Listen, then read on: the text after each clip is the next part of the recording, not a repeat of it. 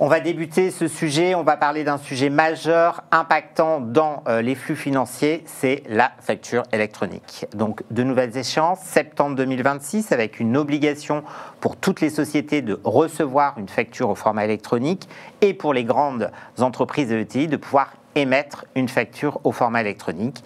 Et 2027 pour les PME et les micro-entreprises, cette même obligation d'émettre des factures électroniques. Avant de parler de la réponse de l'éditeur, on parle d'une facture électronique. Alors souvent on dit qu'en fait j'ai un PDF, donc je fais de la facture électronique, ou je scanne, j'ai une facture électronique. Je crois que ce n'est pas tout à fait ça dans la réalité.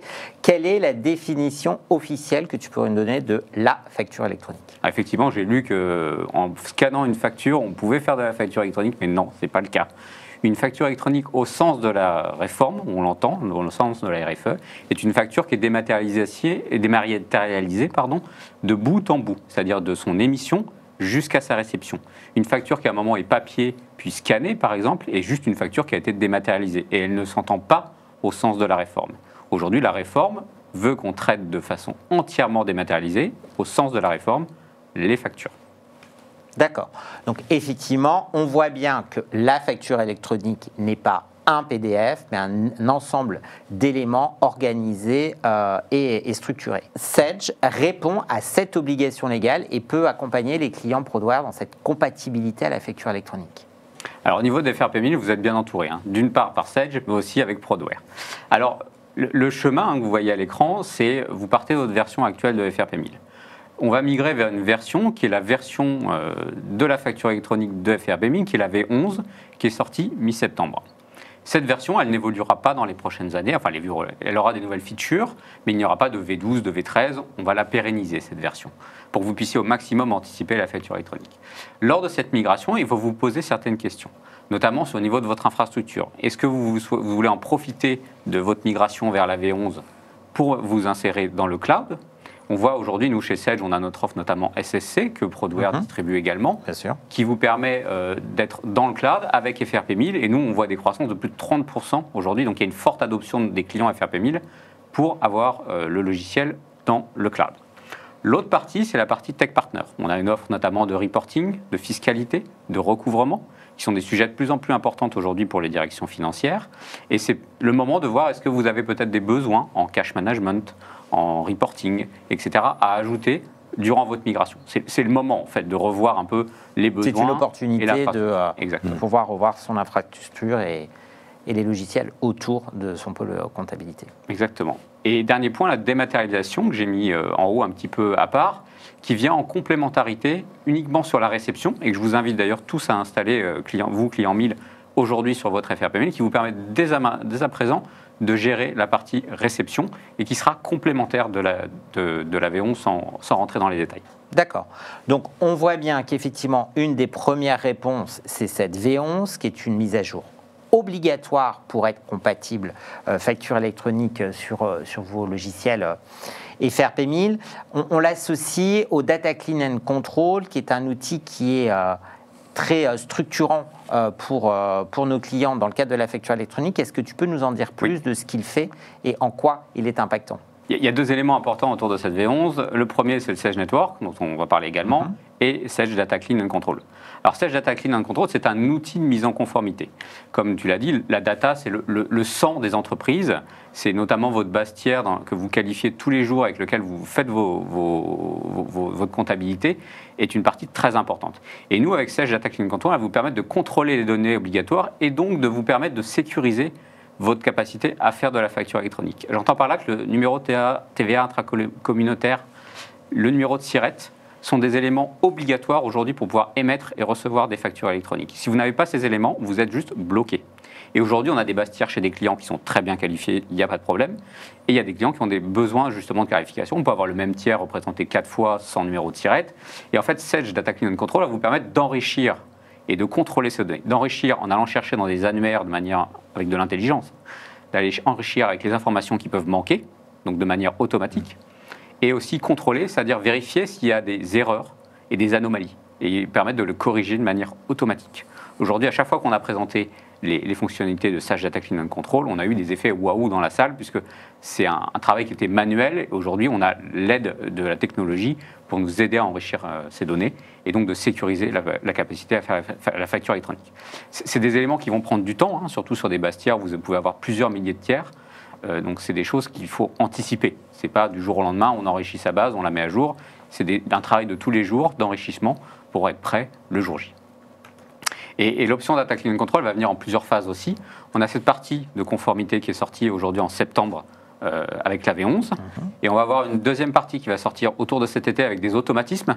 Des automatismes notamment sur le rapport comptable entre les achats et les ventes, mais aussi la comptabilité automatique. C'est-à-dire vous allez recevoir une facture, elle va lire, FRP1000 va lire, et SDCC vont lire le donné de petite facture et automatiquement proposer une intégration en compta. Il n'y aura juste qu'un travail de vérification et pas de travail de saisie. Et enfin, une autre phase qui arrivera plus tard, donc là on est dépendant un peu de la DGFIP, qui sera l'extension possible sur d'autres PDP qui vont permettre de connecter avec par exemple un de vos fournisseurs qui peut utiliser une autre PDP que celle de Sage, pouvoir les connecter entre elles et qu'elles puissent se parler pour avoir un flux de facturation qui remonte entre les deux sociétés, mais aussi vers la DGFIP. D'accord, donc on a effectivement un accompagnement fort de l'éditeur avec une version socle, la version V11 sur vos logiciels FRP1000, associée au Data Clean and Control qui permet effectivement de travailler et de faire en sorte qu'on a la bonne information, parce que quand on va la mettre sur le portail, il faut qu'elle soit juste. Et donc, comme le cahier des charges va évoluer dans le temps, que ce soit la V11 ou le DCC, ce sont des versions ou un outil qui vont évoluer dans le temps pour pouvoir répondre, bien évidemment, aux évolutions des cahiers des charges. On parle également d'un Sage Networks. Est-ce que c'est lié à la facture électronique? Est-ce que tu peux nous présenter un petit peu ce petit schéma qui peut paraître très nébuleux aux premiers abords, mais qui apporte énormément de valeur dans ce que veut faire Sage? Alors tout à fait, Jérôme. Le Sage Network, c'est notre réponse en tant que PDP. C'est le nom de notre PDP. Alors, Sage Network, il faut voir que la réforme, aujourd'hui, elle va passer, en gros, la compta qu'on a connue ces dernières années, vers beaucoup d'automatisme. Ça, c'est le changement au niveau de la réforme. Mais nous, Sage, on a voulu aller plus loin et proposer des choses qui vont permettre d'automatiser encore plus et d'interconnecter encore plus d'entreprises. C'est-à-dire qu'on veut construire un réseau digital de confiance inter-entreprise. Et en fait, pour ça, par exemple, une compta qui était avant isolée, on va pouvoir avoir des comptabilités en réseau. J'entends aussi que tout ce qui était les applications qui vont pouvoir être enrichies via des apps dans le Sage Network par des développeurs, la possibilité aussi d'intégrer dans le futur des éléments comme la comptabilité carbone. Tout ça dans ce réseau inter-entreprise qui va pouvoir interconnecter des fournisseurs, des banques, votre expert comptable, et aller plus loin que juste de l'achat et des ventes via la facture électronique. Et c'est l'ambition qu'on a aujourd'hui avec Sage et ce Sage Network. Aujourd'hui, il y a des centaines de personnes qui travaillent au développement de cette plateforme et on a des très grosses ambitions autour du Sage Network. Très bien, donc effectivement une valeur ajoutée forte au-delà de l'aspect légal de la facture électronique, comme vous l'avez compris avec la V11 et le DCC, mais d'aller plus loin et d'apporter effectivement de l'interconnexion, interconnectivité à l'ensemble d'éléments que tu viens de nous présenter. Quels seraient les 2-3 conseils pratico-pratiques que tu pourrais donner à nos clients FRP1000 sur la facture électronique? Alors, le premier conseil, c'est de ne pas croire qu'on a le temps. On sait qu'il y en a une réforme, j'ai entendu beaucoup. On a le temps de mettre en place cette réforme, d'intégrer cette V11. Pour moi, c'est une erreur. Aujourd'hui, il y a un travail qui est énorme aujourd'hui à faire dans les entreprises. Tant mieux pour les clients qui sont entourés de Sage et de Prodware, puisque ils ont tous les outils pour y arriver et on a mis en place pas mal de choses, mais ce n'est pas seulement une migration logicielle, c'est-à-dire que c'est un projet d'entreprise. Déjà, la première chose, c'est de déterminer quand est-ce qu'on va être en possibilité de migrer vers cette V11. Ensuite, cartographier toutes les applications qui utilisent des factures. Vous avez FRP1000 effectivement sur la partie financière, mais vous pouvez avoir un logiciel en front sur la partie commerce, des factures qui sont gérées parfois pour la boulangerie du coin sur un bout de papier, comment on la passe aujourd'hui sur aussi des achats de matériel. Toutes ces cartographies doivent être faites pour voir un peu l'état de l'art de l'entreprise et comment on va migrer tous ces éléments-là vers une facture électronique. Donc c'est vraiment un projet d'entreprise. Et enfin, la partie données, donc j'ai évoqué tout à l'heure avec SDCC, c'est toutes ces données qu'on doit enrichir au fil de l'eau, mais aussi sur la base d'existence. Donc tout ce travail, moi je préconise à nos clients de nommer un responsable de projet, et c'est une vraie conduite du changement.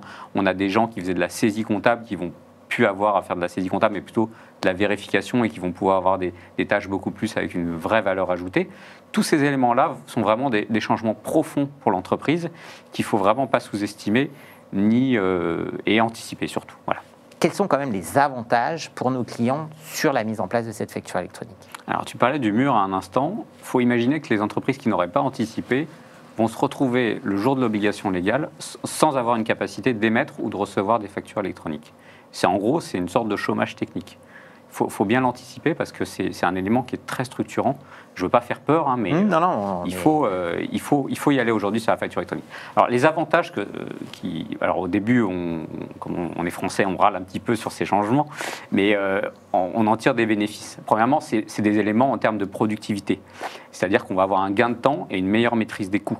Je disais tout à l'heure, il y a des fonctions aujourd'hui dans la comptabilité au service financier qui vont évoluer. Des tâches qui étaient rébarbatives, qui vont être automatisées, qui vont permettre justement à ces personnes d'évoluer vers des tâches beaucoup plus de contrôle et à valeur ajoutée pour une meilleure performance. Et justement, la performance, c'est aussi des éléments de coût, puisqu'on va permettre de gagner du temps. Donc la comptabilité sera par exemple en temps réel. Avant, on avait une comptabilité mensuelle ou trimestrielle. Aujourd'hui, en temps réel, on va pouvoir avoir une photo de la capture de la santé de l'entreprise et de son état financier au moment T. C'est un élément qui est très important pour le pilotage des entreprises, et aussi tout un état de cash management, puisque aujourd'hui, on va voir exactement, les factures sont réglées de manière automatique dans la partie facture électronique, et on saura exactement l'argent qu'il y a dehors à un moment T, et ce qu'on peut en attendre, l'argent qu'on peut attendre. Donc ces éléments de cash management qui sont des priorités aujourd'hui des DAF, d'après toutes les études, à partir de l'année prochaine. Donc c'est beaucoup de bénéfices. Ça peut être bien sûr propre à différents secteurs et à différentes entreprises, mais tous ces automatismes, à la fin, c'est comme, j'ai envie de dire, l'auto-parking pour la voiture. C'est au début, on a tous eu du mal à s'y mettre, et après, aujourd'hui, toutes les voitures sont équipées. Voilà, c'est la technologie, et on va dans ce sens-là, et c'est beaucoup de bénéfices pour tous les utilisateurs et pour les entreprises.